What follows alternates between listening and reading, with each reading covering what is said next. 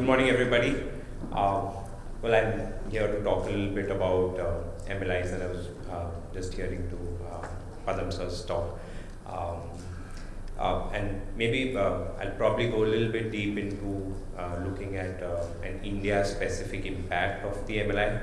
But before we get in, just briefly talking about the MLI. MLI is the mother of all instruments. And of course, it's a fallout of the BEPS projects, and probably all treaty partners felt that rather than getting into negotiations with one another, we rather come out with a common instrument. So that's what really gave birth to the multilateral instrument. This is quite a flexible instrument because, as you know, there are many articles in an instrument, and treaty partners can opt in, opt out, make reservations. So the MLI basically went on to cover as many as 3,000 treaties. The MLI really doesn't function as a protocol, and it has to be read side by side with the existing tax treaty. To put it in, and again, the concept of MLI is it believes in the matching concept, so the symmetry or the synergy that you have with your treaty partner, how much your treaty partner thinks just like you. So if you don't think in the same manner, then to that extent the treaty doesn't get amended. So I guess that's a very simple rule. But to put it in a different way, if you look at it, MLI is kind of all treaty partners. It's like a remarriage. So I would say it's a remarriage where you get to choose what flaws you want to correct in your treaty partner, and your treaty partner also says, okay, I am ready to change myself. So it's a very flexible marriage, I would say. But if a treaty partner says, no, I don't want to change, I'm very good the way I am, please live with me the way I am. So I guess that's what the MLI is all about. And as we progress, as Padam sir very rightly pointed out, it's going to be quite a game changer. It's going to be quite a lot of complexity involved, quite a lot of interpretation involved. Keeps our jobs in hand for long, I guess. And importantly, I don't think so. I think the challenge as professionals that we would face is to give a lot of certainty. So I guess when I started my career, it was pretty very simple for me to say, or what I would have learned, that okay, if you are coming in from UK, why you want to invest directly into India? The treaty is not really that great. Why don't you look at a jurisdiction like Mauritius, Singapore, Netherlands? And it was really fancy, doing those jurisdiction analysis and giving all the implications under all the different articles, capital gains exemption, etc. I guess now when you do jurisdiction analysis, you'll also need to do an MLI analysis of each jurisdiction, how the treaties have gone with India. So it's going to make our jobs a lot more tougher, and at the same time give a lot more, I think what people would expect is a level of certainty. I guess it makes us a little, it becomes a bit difficult for us to give that level of certainty. Interestingly, if you look at, as we said, that the MLI really depends on, the matching concept and how much your treaty partner accepts you, and the reservations or the articles you plan to apply. So a lot of countries have made reservations. India has made reservations, not made reservations. US has kept itself out from the MLI. So of course the India-US treaty doesn't stand changed. The India-Mauritius treaty also remains unchanged because Mauritius has not really notified India to be a covered tax agreement. So that's, and then there are other treaties, there's even Germany, but not much of impact. Now if you look at the key features that is there in the multilateral instrument, the structure of the multilateral instrument, it basically talks about scope. Then there are hybrid mismatches, which are basically a fallout of action plans 2 and 6. Those cover transparent entities, dual resident entities. Probably the heart of the MLI lies in treaty abuse, and the most important aspect in the treaty abuse is definitely the amendment that it seeks to bring about in the preamble to a treaty and the principal purpose test. I think these two are the most important aspects of the MLI. And then you have other specific cases in terms of avoidance of P, where you had how do you look at the preparatory auxiliary test, splitting of contracts, commissioner arrangements, and then there are procedural aspects in terms of arbitration. India has also made its reservations, etc., pretty much clear. But before we look at,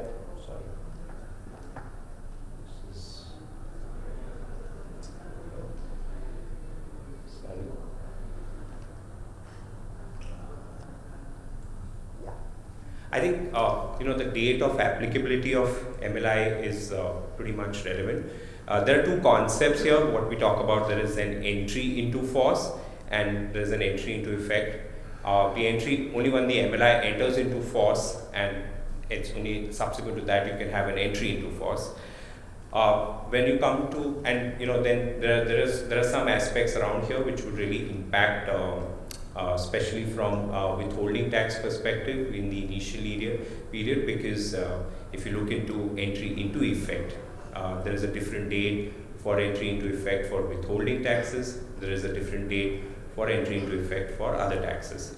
So just to touch upon the entry into force, for the first 5 countries that have ratified the MLI, it will be applicable, or it enters into force on the first day of the month following the expiry of 3 calendar months after the deposit of the 5th instrument of ratification. So 5 countries have already notified the MLI. I think it's Isle of Man, Austria, Jersey, Poland. So 5 countries have already notified. For them, MLI is already into force somewhere in July 2018. I think just recently in September, the OECD announced that there are 5 other countries, which is Australia, Japan, France, the Slovak Republic. All these countries have also ratified the MLI.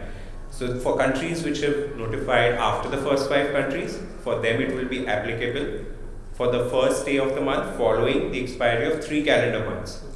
So I guess there's a gap of 3 months so that all other countries come to know, okay, the MLI has entered into force. Now, after the entry into force comes the entry into effect. The entry into effect, India has chosen to take 30 days after the completion of internal procedures for notification by both contracting states. So basically, when you look at the entry into effect vis-a-vis each treaty, you will have to see when does the MLI come into force for both the countries. So the later of the 2 dates will be your starting point, and 30 days after that will be the time when the MLI comes into effect. Now, when you get into withholding taxes,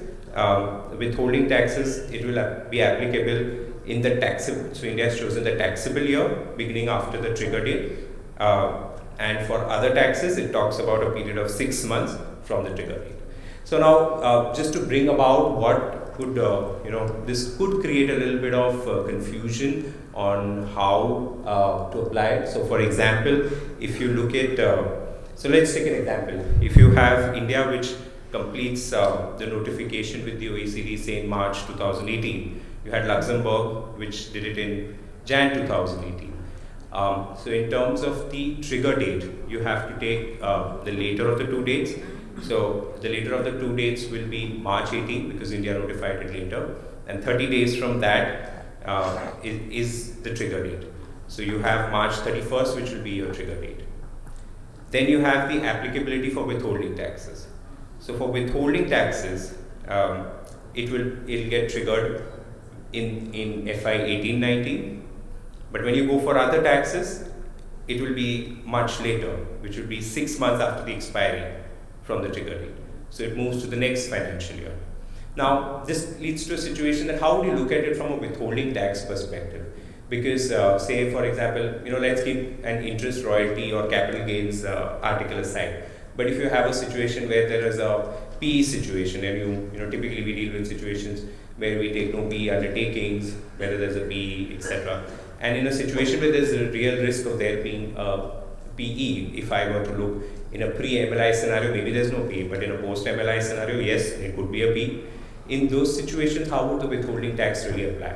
So if there's an earlier application, if you see in this example, there's an earlier application of the withholding tax in 1819, whereas for other taxes it would fall in 1920. A PE situation would basically be another taxes situation. So how would you apply it from a withholding tax perspective is probably something which we all need to think about. Maybe if you look at it from a withholding tax perspective, it really applies. So there's enough precedence which says that withholding tax, the primary liability is always with the recipient or the payee, and your liability is basically the payer's liability, or the payer making the payment to the payee. It's usually a secondary liability.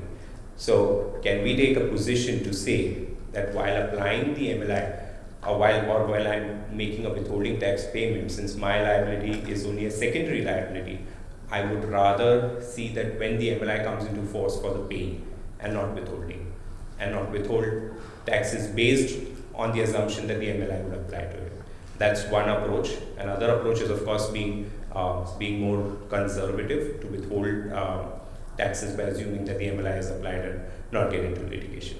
But this is something which we all need to think about, and how it would really apply from a withholding tax perspective.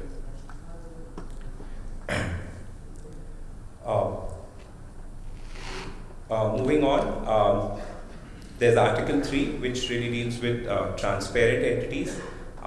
Transparent entities, we've all had these situations of fiscally transparent entities. There's been a huge litigation in India itself on fiscal transparent entities. You had Linklaters and Clifford Chance decisions which said that if you have a fiscally transparent entity, the treaty benefits should be granted to the extent that the partners are paying taxes in the residence jurisdiction. We have a negative AR also in the case of the India-Swiss treaty. So the MLI kind of tries to correct such situations where it says that, okay, we should have the article where we grant the treaty benefits to a fiscally transparent entity to the extent the residence, it is liable to, the income that is earned by the entity is liable to tax, whether in its hands or in the hands of a resident. So I guess this would have really helped to cut down a lot of litigation which we would face with fiscally transparent entities, because most of India's treaties are mainly applicable to individuals or corporates. There are many pass-through entities like partnerships which are not really covered. So only example is probably the India-US treaty and India-UK treaty, which have specific a protocol or itself in the treaty itself where it grants the treaty benefits to fiscally transparent entities. But if you look at India, India has made a reservation on this article to not really apply it. So I guess India will deal with each treaty situation case by case. So most of India's tax treaties don't get affected by this change, and litigation will probably continue for such fiscally transparent entities.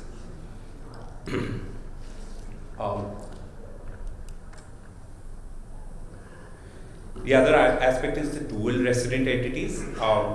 So there is under the dual resident entity, so there could be an entity which qualifies as a resident of India or as a resident of Singapore or as a resident of Mauritius. So in those dual resident entity cases, how to deal with it, what is the right way of looking at it.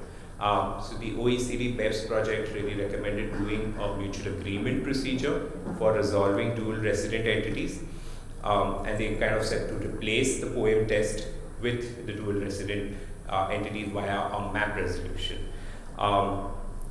Again, it's important that if there is a failure to arrive at a resolution between the competent authorities, then it can actually result in a denial of tax treaty benefits. So, and again, there's no taxpayer involvement in that. Again, we all know how MAP could be quite an uncertain procedure. So India has not made any reservations. So in India's treaties, we have kind of agreed to go down the MAP route.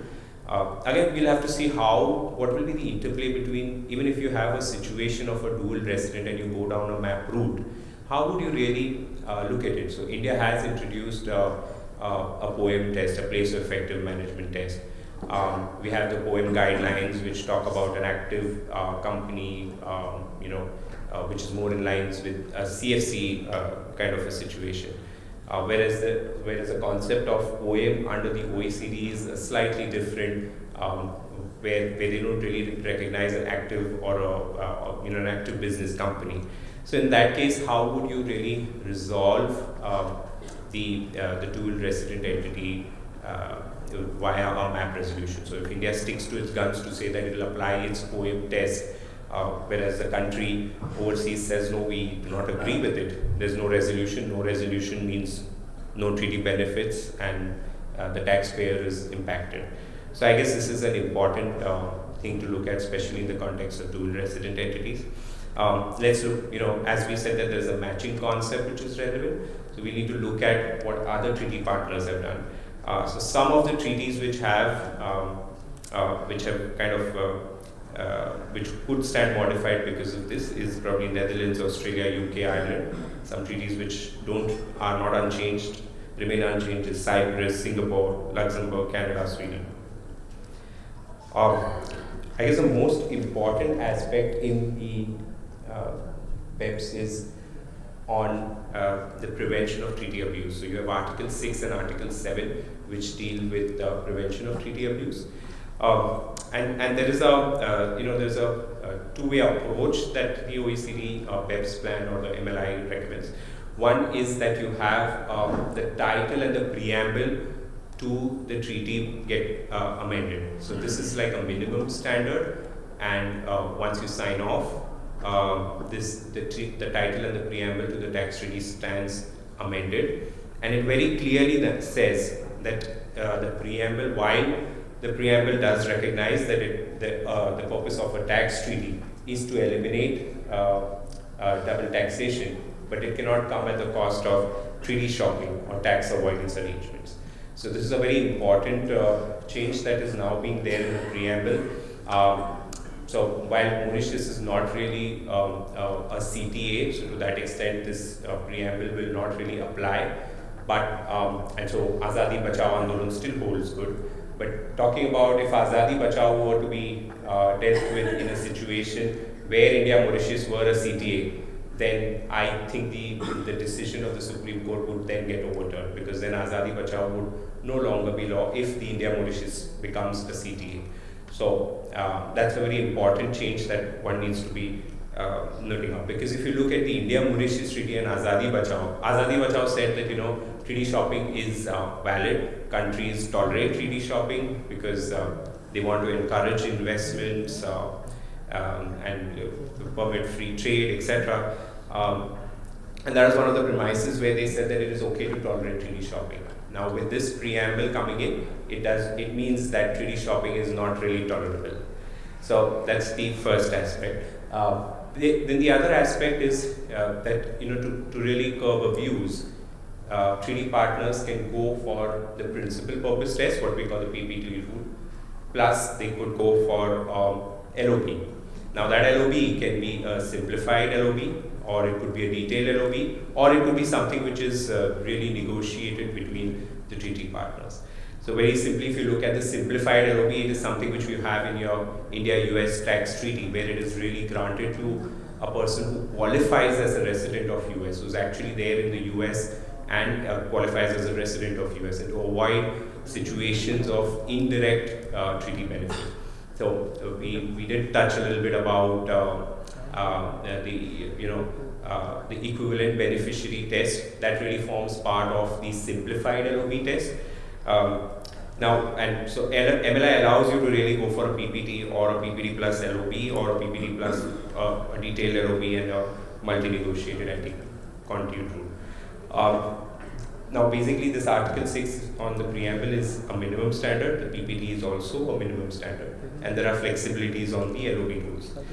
India has really opted for a PPT plus a simplified LOB rule, but most of the treaty partners have only gone for a simple principal purpose test. So they're not really, they don't agree with using the simplified LOB test. There are only a few treaty partners which have agreed to go. There's some 12 odd countries.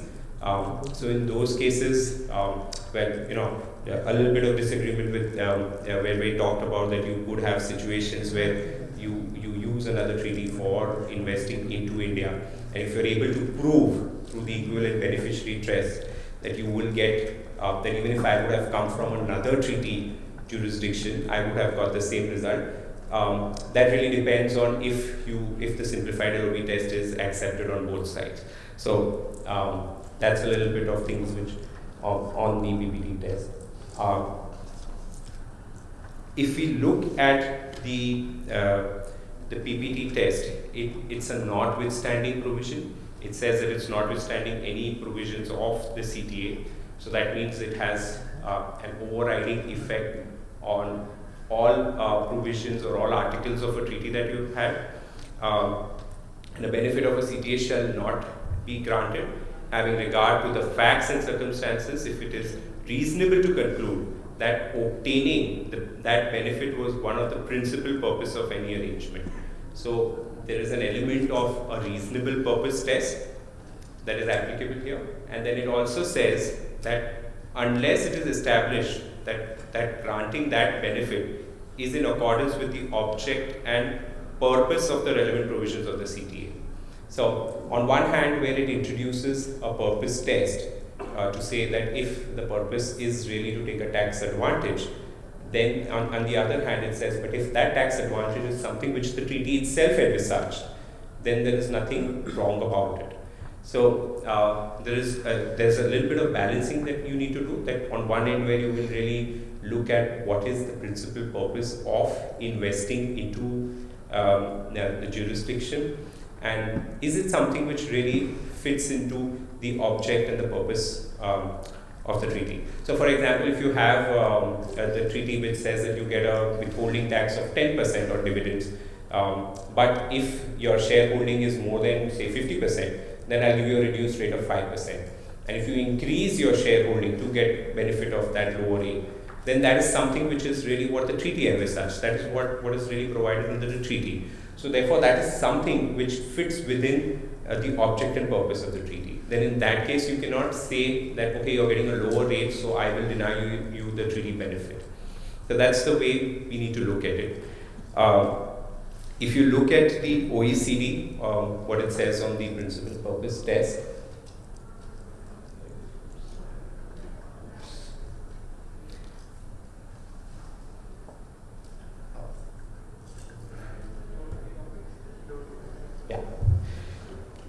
it's again, all these aspects, when you look at the PPT, there are so many aspects in terms of there is an arrangement, there is one of the principal purpose of the arrangement, benefit. How do you look at each of these terms? In a way, PPT is nothing but a simplified GAR in a treaty. There are subtle differences between the GAR and the principal purpose test, but it is more in line. I mean, it's a kind of a mini GAR, if I may, in my view, it would be like a mini GAR in a treaty. But some things are pretty common when you look at arrangement. It says that arrangement has to be really widely interpreted. Benefit includes any kind of tax reduction. In fact, if you look at the word arrangement, they say that the arrangement needs to be interpreted widely. And it also covers cases where you kind of where you take steps to ensure that the board of meetings are done in a particular jurisdiction so you can preserve residency in a jurisdiction. It also covers where you are establishing, maintaining or acquiring an entity for investing. So the principal purpose test is essentially going to have a huge impact in terms of all planning and structuring that we all do. We need to really evaluate how do you apply the principal purpose test if we are investing into India. So whenever an SPV is used for making an acquisition, wherever an SPV is used for making an investment into India, that's where we need to look at that whether we really fulfill the principal purpose test. Again, what is the real interplay between the principal purpose test and the GAR is another interesting element which we need to look at. If you look at the India-Singapore Tax Treaty, the India-Singapore Tax Treaty we are a CTA under this, both the treaty partners have notified each other. So what really happens to the grandfathering that is available under the India-Singapore Tax Treaty? What happens to the LOB that has been really negotiated by the tax treaty? Because so look at it that way. So you have an India-Singapore Tax Treaty which requires you to fulfill a specific LOB test. It also requires, irrespective of that, you need to fulfill a principal purpose test. And what about, so you could have a situation where you're looking at claiming a capital gains exemption for a grandfathered investment, but if the MLI is into effect, the tax office could come back to say that, hey, you don't fulfill the principal purpose test. So what's the sense of having a grandfathering under the India-Singapore tax treaty? That's something which I guess the treaty partners really need to come out with some kind of a notification or a protocol which kind of clarifies the situation to say that, because if you had negotiated a grandfathering, then that grandfathering should be respected, irrespective of what you agree with your MLI. So I guess that's something which we need to look out for. If you look at the OECD, when it talks about the principal purpose test for holding companies, there are various factors which provide guidance on how would you look at a principal purpose test. So if there is availability of skilled labor, availability of directors with local knowledge, membership of a regional group, favorable legal framework. So if you have a bilateral investment agreement, a BIPA, so a lot of countries, India has entered into BIPAs with those countries which offer protection on investments. So apart from a treaty, a country would also would want to prefer to come from a country which is BIPA, and then you could probably, we've had Vodafone where they've gone in for an arbitration. So the BIPA really offers that protection to take you through an arbitration. Lender investor familiarity. So all these aspects are important. So maybe to look at it is if you're investing through an SPV into India, maybe you could say that, okay, this is a country with which India has a BIPA. I don't have a real BIPA on my investments in India directly. So I would prefer to use the SPV, because tomorrow if there is any problem, my investment in India stands protected. I could pursue an arbitration proceeding to really resolve my dispute. So I guess that is also an important aspect to consider when you're doing the principal purpose test. You could also have a situation where you choose an SPV for basically getting an exit. So if a country, you would have a situation where you want an SPV because tomorrow when you want to sell it, a private equity investor is not really comfortable acquiring directly into the target, and they would rather hold it in a stable jurisdiction in Singapore or any other jurisdiction. So that again kind of helps you to say that there is a principal purpose test. The way, so if you look at even how, I've written a little book on GAR, and in that, when I did my research, I looked at many countries. So if you look at countries like Australia, Canada, they all really focus on what kind of documentation that you maintain. What were your internal thinking while you made the decision of investing through a particular jurisdiction?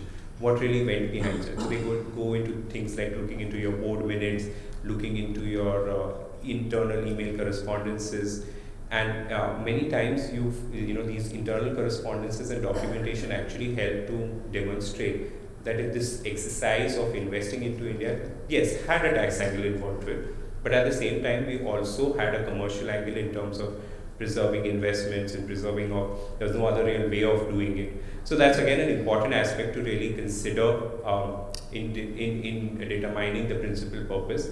So the principal purpose that you have for investing should be well documented to really prove before a tax office. Again, if you look at it in an Indian context, when we look at holding companies, we've had decisions in Vodafone and Sanofi which kind of say that having a holding company, there's nothing sinister in having a holding company. You need holding companies for lots of reasons, and there's no requirement for a holding company really to have, so to say, substance in it. So, how does, you do have a Vodafone and a Sanofi, and the OECD guidance to really fall back upon to develop your rationale for the principal purpose test.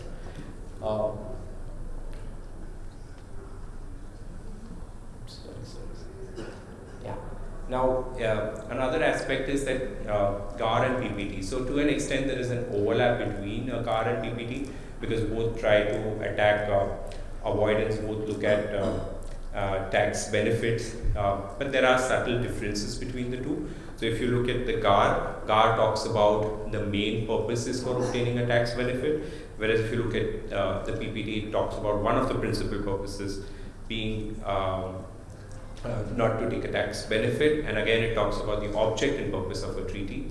GAR, the starting point is main purpose, but you also need to fulfill a tainted element test, which does not exist in a PPT.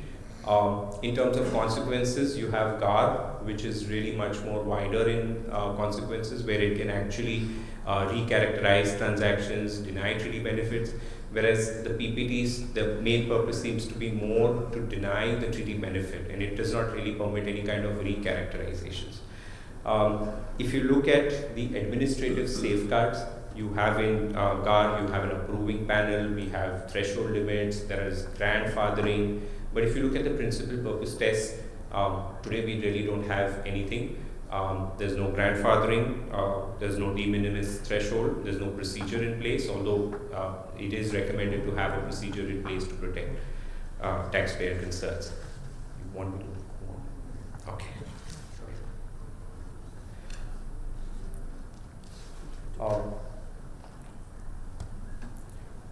Article 10 is basically PE third jurisdictions. This is, I'll just skip through this because this doesn't have a real Indian impact. It's more to cover triangular situations where a resident country treats the PE to be profits coming in from a third jurisdiction, which is at a real low tax rate.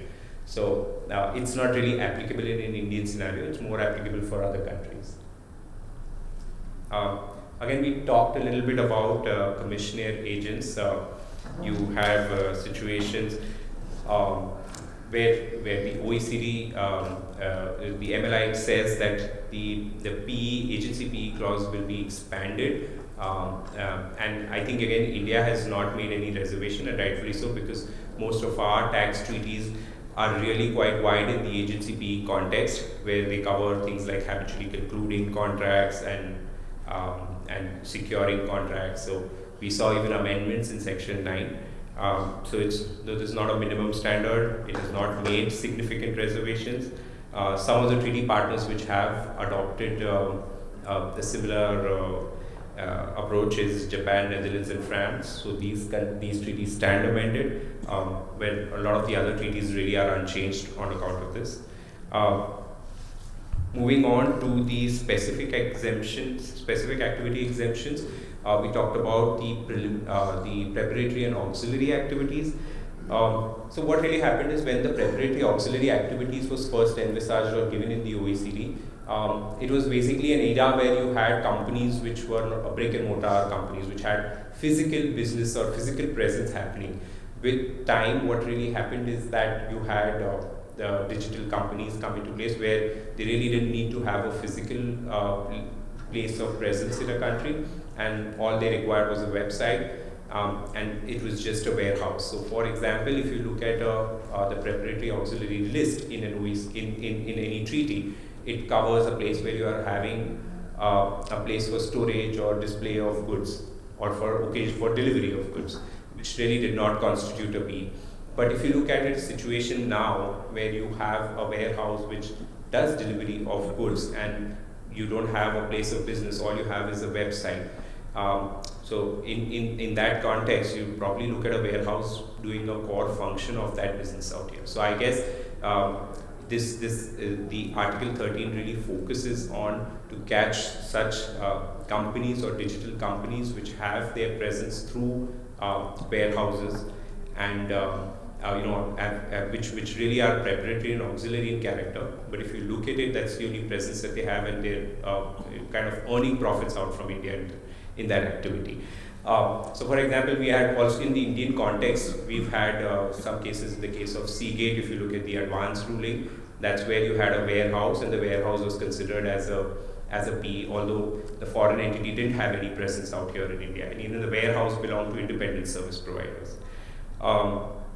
You had airline rotables where it was held there was no PE, although there was a stock of goods lying out here in India. You had Motorola, which says marketing activities, etc., or preparatory auxiliary activities. So I guess this is something which will really impact, and we'll need to look at how the specific activity exemption applies in each scenario.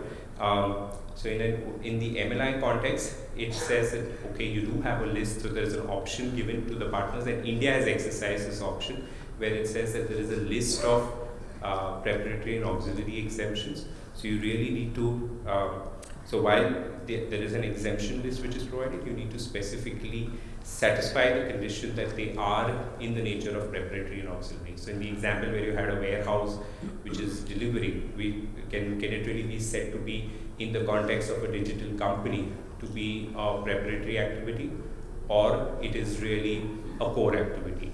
I think this is something which will impact more of the digital companies investing into India and doing business in India.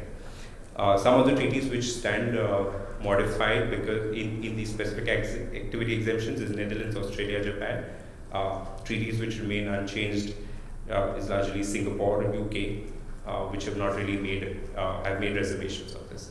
I guess just one last article which I'll cover is on splitting of contracts, where it says that if you're doing connected activities at the same site or for a project by closely related enterprises to avoid a permanent establishment, then that's basically an anti-abuse rule. So this could have a huge impact in terms of the EPC contract scenario. So you'll have many of splitting of activities which are done through different entities where you want to avoid a permanent establishment. It is basically to capture those sort of situations. So some of the treaties are modified, some have made reservations on this. Just the last aspect is there is a mechanism for improving dispute resolution, and India has really not opted for doing any mandatory arbitration, and there is a time limit also enclosed for that mandatory arbitration. And India says that it kind of impacts its sovereignty, so it is not agreed for doing a mandatory arbitration. Well, I guess in terms of key takeaways, as we said, principal purpose test is going to be key, how you fulfill the principal purpose test. And we really need to watch out for how the withholding tax will apply in the interim once the MLIs are really into effect. What happens to Mauritius Treaty, what happens to the India-Singapore grandfathering. These are some of the points which we all need to really think and ponder upon. Yeah, thank you.